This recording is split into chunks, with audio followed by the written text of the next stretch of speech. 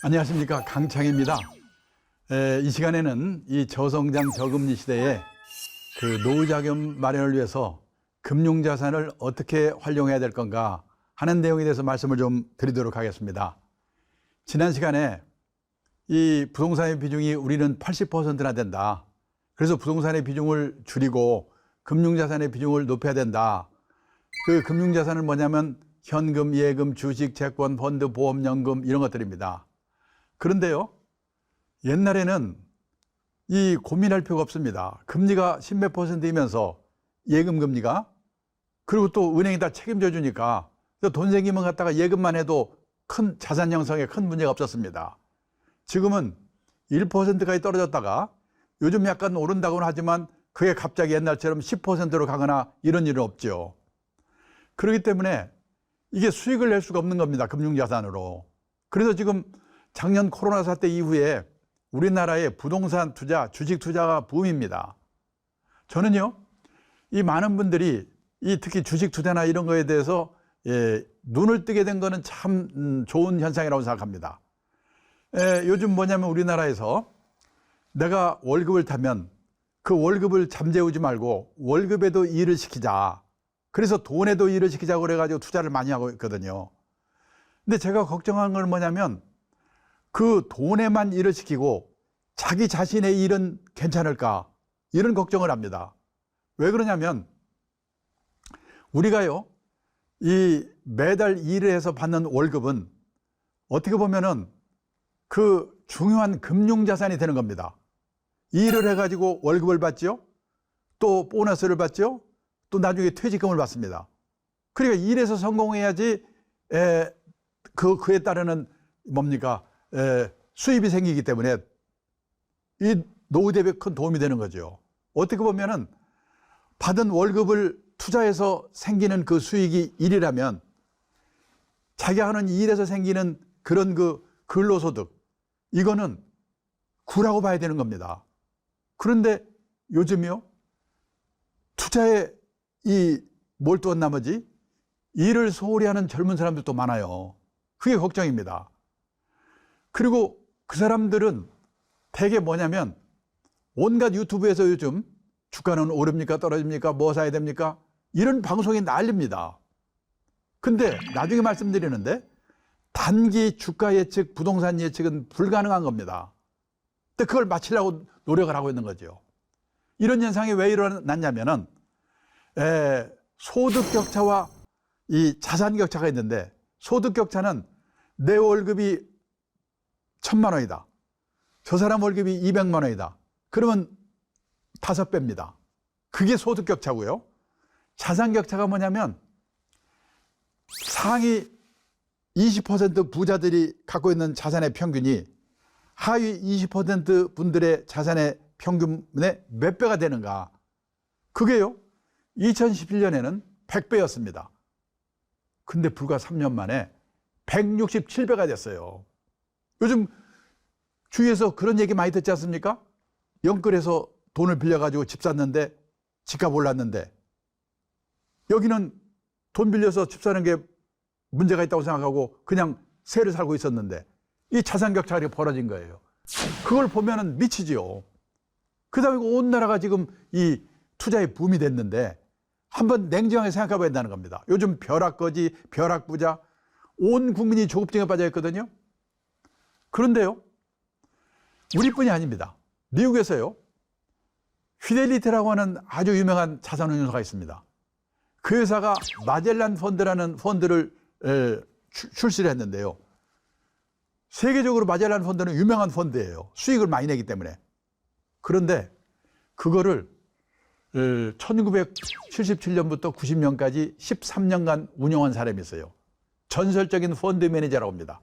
피터 린치라는 사람입니다. 그 사람이 얼마나 수익을 잘 냈냐면요, 13년 동안의 누적 수익률이 2700%였어요. 그리고 13년 동안의 연평균 수익률이 29%. 그런 마젤란 펀드가 있는데 그 투자자의 절반 이상이 손실을 봤다는 거예요. 13년 동안에 3배로 올랐고 연수익률이 30% 정도 되는데 절반이 손실 봤다고? 왜 그러냐? 막 오를 때 딸려서 샀다가 떨어지면 열받아서 팔아버리고 또 막 오르면 또 사고 단기 시황 전망에 샀다 팔았다 해서 그런 거예요. 그러니까 오르는 장에서도 꼭 번다는 보장이 없다는 거예요. 그래서 또 하나는 본업을 가진 아마추어 투자자들이 노후 대비로 성공 투자를 하기 위해서 지켜야 할 원칙이 뭔가, 이거를 한번 오늘 말씀드리고 싶은 겁니다. 자, 우선요, 알아야 될 게 뭐냐. 수많은 금융상품은 현금, 예금, 주식, 채권, 펀드, 보험연금, 이거는 저축상품과 투자상품으로 나눠진다. 이것부터 알아야 돼요. 이게 미국의 중학교 책에 나오는 겁니다. 그래서 미국에서는요, 중학교만 졸업하면 저축이라는 말과 투자라는 말이 어떻게 다른지 그건 알아요. 우리는 학교에서 이런 걸 배운 일이 없기 때문에 대학을 졸업해도 저축해서 돈 모으자, 투자해서 돈 모으자, 뜻이 비슷한가 보다. 아닙니다. 상반된 개념을 갖고 있어요. 저축의 뜻이 뭐냐? 아껴서 모으다.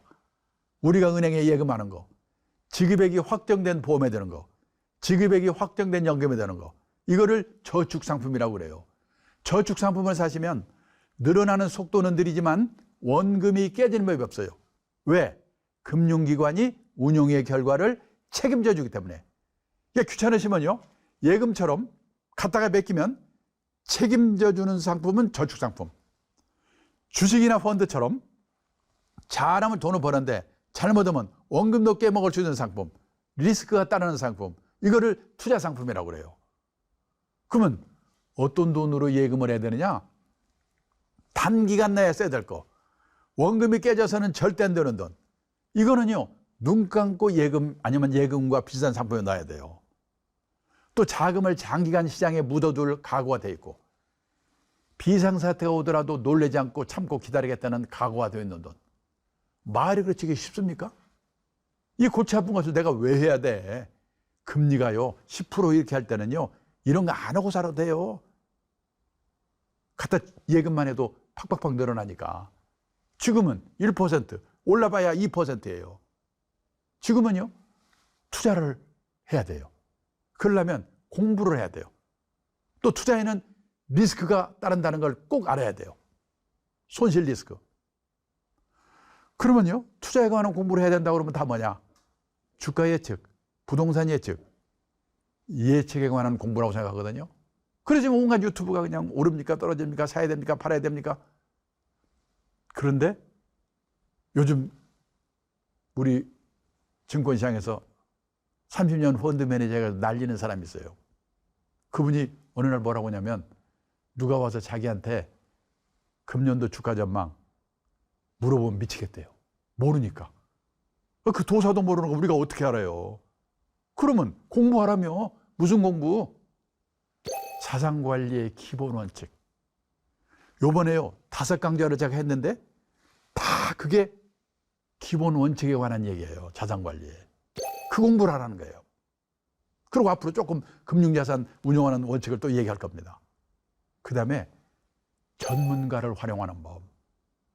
복잡한 거 알기보다는 소개를 받아가지고요, 믿을 수 있고 신뢰할 수 있는 전문가를 하나 알아둬야 돼요. 이게 중요해요. 못 믿을 사람 안 돼요. 그리고 그 사람이 소개받아서 하게 될 때 제대로 하는지 안 하는지를 식별하기 위해서는 원칙을 알아야 돼요. 이 사람이 원칙을 지켜서 나한테 조언하고 있는가, 그걸 아는 게 중요해요. 오르고 떨어지고 그거 예측하는 게 중요한 게 아니고. 그리고요, 제가 투자에는 리스크가 따른다고 그랬죠. 그런데 이 리스크를 우리나라는 위험이라고 번역하거든요. 위험상품. 저는 언론에서도 지금 그렇게 하고 있는데 이게 우리나라의 큰 문제라고 생각해요. 리스크는 위험이라고 번역하면 안 된다. 이유를 설명하겠습니다. 10몇 년 전만 해도 우리나라 사모님들이 세계에서 깡이 제일 좋았거든요. 그때는 이 아줌마들이 이렇게 부모에서 어떻게 겁이 났어요. 근데 지난 10몇 년 사이에 우리나라 사모님들이 주식 사서 깨먹어, 펀드 사서 깨먹어, 아들 취직했는데 잘려, 딸 시집 갔는데 고약한 놈 만나. 보세요. 우리나라 어머니들, 사모님들 눈에 보이는 거는 위험밖에 안 보여. 입에 위험을 달고 다닙니다. 위험한 놈 만나지 마라. 그건 딸한테 하는 얘기입니다. 위험한 회사 들어가지 마라. 공무원대라고 난리잖아요, 지금. 위험한 상품 사지 마라. 지금 우리나라 어머니들이 자기도 모르는 사이에 자기 애들을 참 이 용어를 써야 될지 모르겠는데 쪼다 만들고 있어요. 큰일 났어요. 저는요, 리스크를 위험이라고 번역하면 안 된다고 봅니다. 그냥 리스크라고 번역합니다. 왜? 위험의 정확한 영어 저기 보이죠? 중학교 때 배웠죠? 데인저. 홍수 나서 죽을 위험, 폭탄 터져 죽을 위험. 이 위험이에요, 데인저가. 그럼 리스크의 정확한 뜻은 뭐냐? 불확실성. 잘 될 수도 있고 잘못될 수 있는 거. 이게 리스크예요. 근데 얼마 전까지만 해도 소위 말하는 안전빵이라는 게 있었거든요. 은행에 갖다 예금만 해도 책임져 주면서 금리를 10% 넘게 줬죠. 몇 가지 직업만 선택하면 평생 보장돼 있죠. 근데 앞으로는요, 결혼을 하는데도, 직업을 선택하는데도, 자산을 운용하는데도 불확실성, 이 리스크를 안지 않고는, 테이킹하지 않고는 풍요로운 인생을 살 수 없는 세상이 지금 와 있다는 거예요. 지금 많은 분들이요, 공무원들이 안전하다고 그러잖아요. 안전합니까? 해외 사례를 보니까 국민들이 화가 나고 독이 오르면요, 압력이 들어와요. 행정개혁을 하라는 압력이 들어와요. 그러면요, 민간기업에서 독사처럼 구조조정하던 전문가를 불러가지고 행정개혁위원장을 시켜요. 그 사람이 칼 휘둘러서 공무원도 잘라요. 선생님은 안전하다고요? 애들이 없으면 어떻게 선생님을 합니까? 안전한 직업이 없어요, 지금. 안전한 게 없어요. 근데 제가 놀란 게 뭐냐면, 리스크의 라틴어의 어원이 어디서 나왔냐? 용기를 갖고 도전하다. 용기를 갖고 도전하다는 데서 리스크가 나왔다는 거예요. 저는 지금 이 시점에서 우리나라에 제일 시급한 게 뭐냐? 우리도, 우리 애들도 용기를 갖고 리스크에 도전하되 관리할 수 있는 지혜를 배워야 우리한테 희망이 있다. 근데 어머니들은 가지 마, 가지 마. 근처도 가지 마. 애들을 지금 병신 만들고 있잖아요, 지금. 이게 큰 문제예요. 그러면요, 리스크를 관리할 수 있는 지혜를 배워야 된다고? 사실 그거가 진짜 공부거든요. 책 한 권을 읽어야 돼요. 그래서 저는 시간이 없으니까 주식 투자에 따르는 리스크를 어떻게 방어해야 되는가 간단한 요령만 말씀드리겠습니다. 주식 투자에는 리스크가 두 가지가 있어요. 첫째, 아무리 삼성전자 좋은 주식을 갖고 있더라도 작년에 코로나 사태 나가지고 일시적으로 팍 떨어졌죠? 그 다음에 9.11 테러 나면 그냥 온 주식시장이 확 떨어지죠? 이런 걸 뭐라고 하냐면 시장 리스크, 마켓 리스크라고 그래요. 시장 전체가 다 같이 오르더라도 불량 주식, 막말로 똥주라고 그러죠? 그런 주식 갖고 있으면 안 오르잖아요. 그게 개별 종목 리스크예요. 그래서 시장 리스크, 마켓 리스크와 개별 종목 리스크에 방어를 해서 성공해야지 투자에 성공하는데, 그러면 시장 리스크는 어떻게 방어를 하지? 작년 봄에 코로나 사태가 올 걸 알았습니까? 그게 언제 지나갈지 아십니까? 모르잖아요. 근데 내가 갖고 있는 주식이 우량 주식이라면 그때가 그런 일이 언제 생길지, 그 생긴 일이 언제 지나갈지는 모르지만 그때가 지나갈 때까지를 기다릴 수밖에 없다. 그러니까 장기 투자를 하라는 거예요. 근데 제가 어디 가서 장기 투자 이야기를 하면요, 대부분 분들이 짜증내요. 오르는지 떨어지는지 그거 알려달라고 그랬지 누가 그 얘기하라고 했어요? 다들 그런 거예요. 몰라요, 그건. 단기 전망은. 그러니까 그때가 지나갈 때까지를 기다릴 수밖에 없으니까 6개월 후에 딸 시집 보낼 돈이라든지, 그 다음에 원금 깨져서는 절대 안 되는, 또는 꾸어서 한 돈으로 투자를 하면 안 된다는 게 그거란 말이죠. 그 다음에 개별 종목 리스크는요, 개별 종목 리스크는 발품 팔아서 시장 분석도 하고 기업 방문도 해가지고 좋은 종목을 골라야 돼요. 근데 신이 아닌 이상 100% 좋은 종목을 고른다는 보장이 없거든요. 그래서 10개, 20개에 나누어서 투자하라, 분산 투자하라는 거예요. 근데 분산 방법은 뭐냐? 3가지 분산의 종류가 있는데, 첫째, 석유주와 항공주를 삽니다. 석유값 오르면요, 기름값 올랐으니까 항공주는 떨어지거든요. 석유는 올라요. 그게 보완을 하는 거예요. 그 다음에 내 나이와 내 형편에 따라서 주식이나 주식형 펀드처럼 공격적인 상품의 비중과 예금이나 CMA처럼 안정적인 상품의 비율을 정하는 거예요. 리스크 크기별 분산이라고 그래요, 그걸. 그 다음에요, 이번 달에도 50만 원, 다음 달에도 50만 원, 그걸 뭐라고 하냐면 시간 분산, 적립식 투자는 시간 분산이에요. 그런 식의 분산을 하라는 거예요. 자, 이런 구체적인 요령에 대해서는 나중에 공부를 좀 하시기를 부탁드리고요. 그 다음에 또 하나는, 우리 집에 5천만 원이 있다, 1억이 있다. 그러면요, 예금에 넣었다가 주식이 좋다면 주식 샀다가 깨먹고 다시 돌아왔다가 다들 이러거든요. 우리 집에 1억 5천만 원이 있으면 그거를 자금의 용도별로 나눠놔야 돼요. 예를 들어서 유태인도 그런데요. 애들 학자금 쓸 용도 깡통, 어디 여행 갈 용도 깡통, 그 다음에 뭐 빚 갚을 용도 깡통. 빚쟁이가 왔는데 빚쟁이한테 줄 돈이 없어요. 근데 이쪽에 애들 학자금 용도 돈이 있어요. 돈 없어서 못 준다고 그러면, 여기 있네? 그러면 이거는 빚 갚는 용도가 아니고 애들 학자금 용도라 당신한테 못 준다고 그런대요. 마찬가지로 우리가 5천만 원, 1억 있다. 3개의 주머니에 나누어서 관리를 해야 돼요. 첫째 주머니가 뭐냐면 6개월 이내에 먹고 살고 쓸 거, 애들 학자금 할 거, 원금 깨져서는 절대 안 되는 거. 이거는 생계형 주머니라고 그래요. 그러면 어떤 금융상품을 사야 되느냐? 수시로 넣었다 뺐다 해야 되니까 원금 안 깨먹는 거, 수시로 환급되는 거, 예금이나 CMA 같은 저축상품에 넣어놓는 거예요. 그래서 생계형 주머니 또는 저축주머니라고 그래요. 이거는 어느 집이나 필수로 있어야 돼요. 그 다음에 제일 오른쪽에 자산형성 주머니. 이거는요, 장기 분산 투자의 원칙을 지켜가면서 내 노후 대비로 모아가는 돈이에요. 대표적인 게 뭐냐면 퇴직연금 같은 게 그런 거예요. 그래서 거기다가 해야 되는데, 이 주머니는 또 필수 주머니예요. 그 다음에 트레이딩 주머니가 있어요.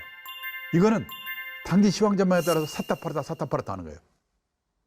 이건 마칠 확률은 50%예요.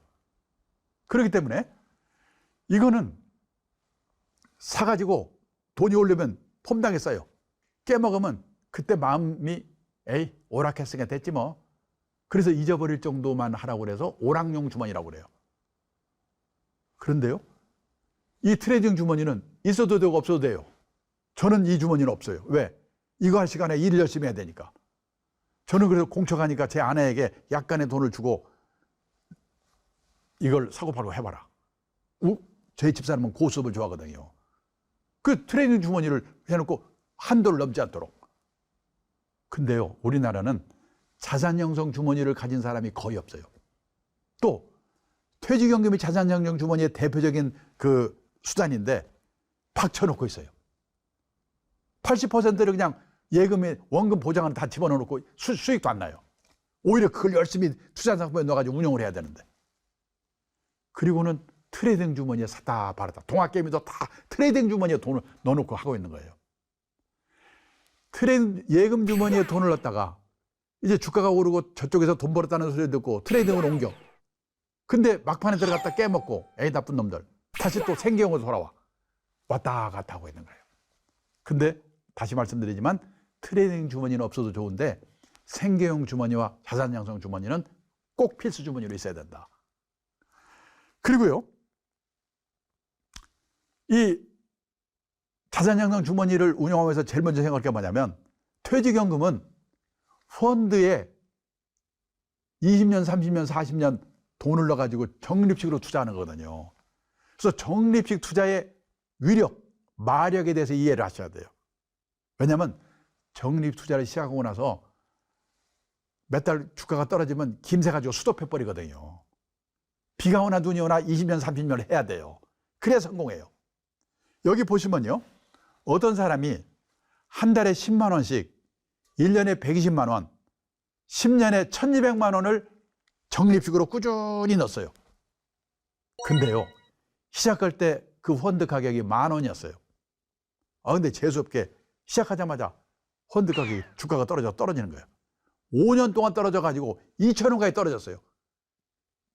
미치겠죠, 기분이. 5년 후에 다시 반등을 시작해서 10년 후에 다시 10,000원이 됐어요. 10,000원이 2,000원까지 5년 후에 떨어졌다가 다시 5년 후에 10,000원이 됐어요. 근데 그 사이에 어떤 때는 어떤 거는 10,000원, 어떤 때는 8,000원, 어떤 거는 3,000원, 어떤 날은 꾸준히 그거 샀어요. 그러면요 10년 후에 원금이 1,200만 원인데 그동안에 적립식으로 산 그 펀드의 10년 후에 평가액이 얼마가 돼 있을까? 물어보면 10,000원이 2,000원 떨어졌다 다시 10,000원으로 돌아왔으니까 뭐 본전치기 정도에 와 있겠네? 그렇게 생각하는데 아니에요. 기계적으로 이렇게 했으면요 2,410만 원이 돼요. 10년 후에 2배가 되는 거예요. 왜 그러냐? 2,000원으로 떨어지면 더럽게 기분은 나쁘지만은 10,000원일 때는 한 주 샀다면 2,000원일 때는 5주를 살 수가 있잖아요. 쌀 때 많이 살 수 있으니까. 그럼 약간만 올라도 확 늘어나는 거예요. 이 적립 투자의 마력을 이해하셔야 돼요. 그 다음에요. 이렇게 적립 투자를 해가지고 10년, 20년 했더니 몇 천만 원이 됐다. 그때는 그냥 두면 안 돼요.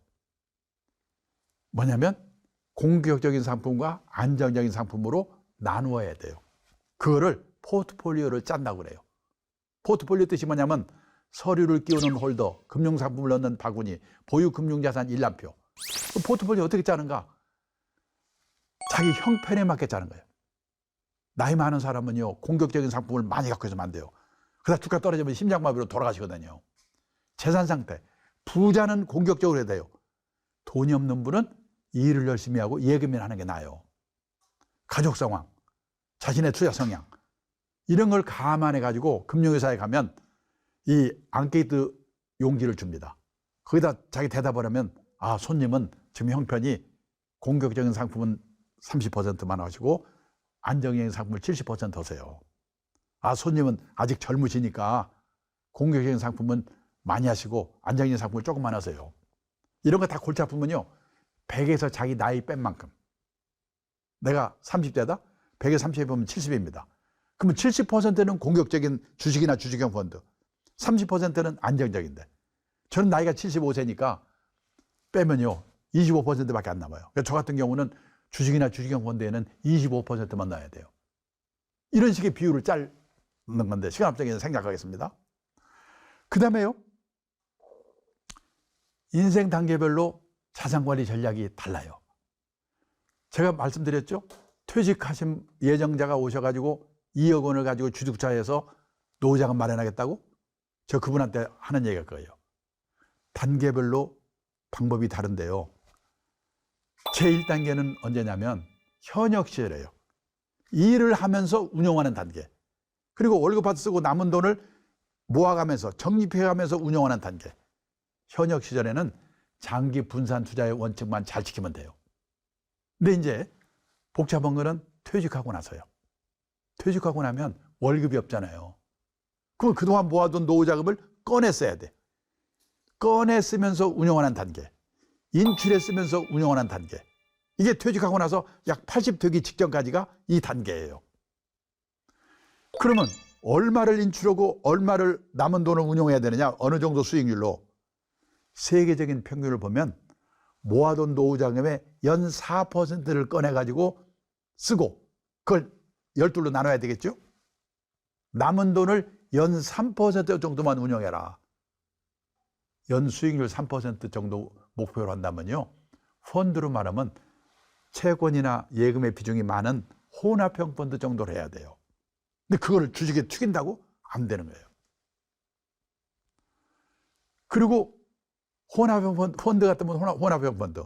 주식을 꼭 하고 싶으면 전체 갖고 있는 자금 중에서 20, 30%만 주식에 넣고 나머지는 안정적인 상품에 넣어놔야 돼요. 그렇게 운용을 하는 거예요. 그리고 2단계 중요한 건 뭐냐면 가능하면 덜 꺼내 쓰고 3단계로 많이 옮겨놔야 돼요. 3단계는 80 전후부터 시작하는데 판단력이 흐려지고 그래서 이제 운용에서도 졸업해야 돼요. 그래서 뭐냐? 남은 돈은 예금이나 CMA 같이 원금 안 깨먹는 상품에 넣어놓고 아껴서 꺼내 쓰면서 세상 떠날 때까지 쓰는 거예요. 근데 목표는 뭐냐? 내가 죽기 전에 노후자금이 바닥나면 안 돼요. 나의 수명보다 노후자금의 수명이 길어야 돼요. 그런 생각으로 노후에 이 자산 관리를 해야 되는 거예요.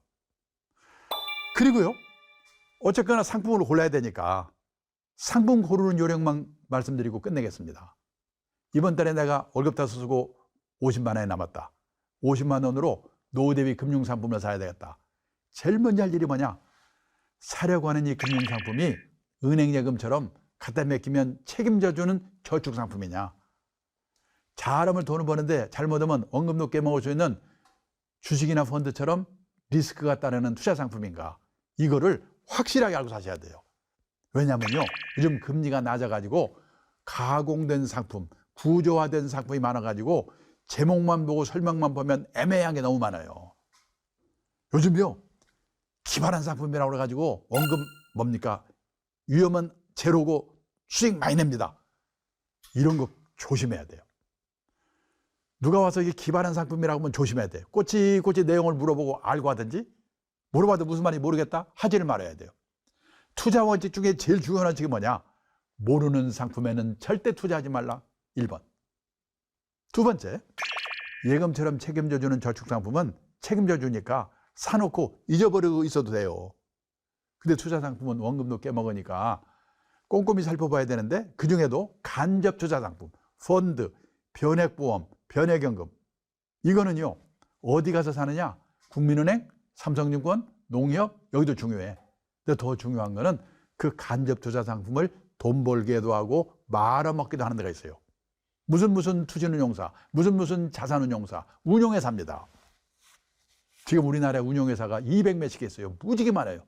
그 운용사 중에서 실력 있는 운용회사가 운영하는 간접 투자 상품인가, 펀드인가, 변액보험인가, 변액연금인가 알고 사셔야 돼요. 그런 회사가 몇 개 없어요. 근데 그거를 확인하고 사는 사람이 100명에 한 명도 없어요. 우리가 그걸 어떻게 확인합니까? 아까 말씀드렸죠? 지금 중요한 거는 소개를 받아가지고 믿을 수 있고 신뢰할 수 있고 실력 있는 전문가 한 사람을 알아두는 게 중요하다고. 그 사람한테 물어보세요. 세 번째, 단서조항. 금융상품에는요, 단서조항이 있는 상품이 많아요. 단서조항이 나쁜 게 아니고 알고 하셔야 돼요. 요즘 퇴직 예정자분들을 대상으로 은행이나 증권회사에서 중위험 중수익 상품이라고 그래가지고 ELS라는 상품을 많이 팔고 있는데 좋은 상품이에요. 다만 단서조항이 있어요. 그 중에 하나가 뭐냐? 3년 이내에 주가지수가 40% 이상만 떨어지지 않으면 원금이 보장됩니다. 근데 그거를 그냥 원금 보장된다고 생각하고 샀다가 떨어져서 손해본 사람이 있어요. 그걸 알아야 돼요. 네 번째, 적합성. 어떤 사람한테는 참 좋은 상품인데 나한테는 맞지 않은 상품이 있어요. 다섯 번째, 세금.